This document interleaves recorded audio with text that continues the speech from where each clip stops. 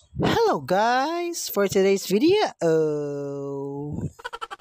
so yun na nga guys, na I have a beef pepperoni. So nag-crave pa kami ng di ko alam kung anong merienda. So nakita akong beef pepperoni dito sa may ref. So yun na nga, giniluto natin beef pepperoni. Yan, niluto lang natin yan guys. And then may egg tayo dito. Yan. Mekos-mekos lang natin yan. Mekos-mekos na eh.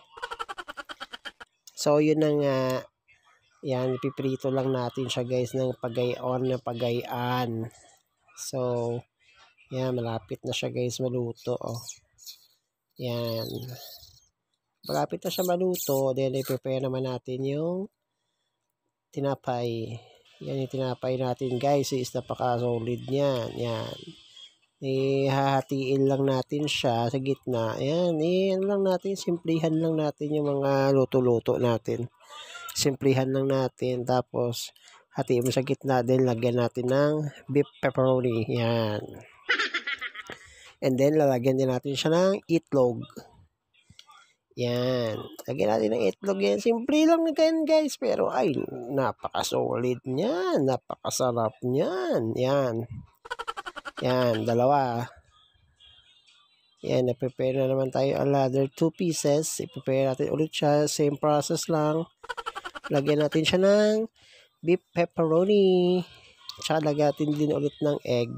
So, yan. Yan, same process lang yan guys. Napaka-simple lang yan. Sa pambahay lang yan na merienda. Yung mga DIY lang natin guys na may merienda lang. Yan. Yan. And the last batch is another 2 pieces again. Okay. Yan. Simple lang yan guys. Pero napaka-solid niyan. Sarap niya ng sarap ng beef pepperoni. Medyo maanghang siya na konti. Tsaka medyo may pagkaalat siya ng konti. Pero okay lang naman. So, ayan na nga ganyan guys. Same process ulit. Same process. Same process. Lagyan natin ng beef pepperoni. Lagyan natin ng egg. Simple, salt and pepper lang yan guys. Egg natin. Basic na basic lang yan. So, initin natin din yung iinitin din natin ulit yung natin. Yung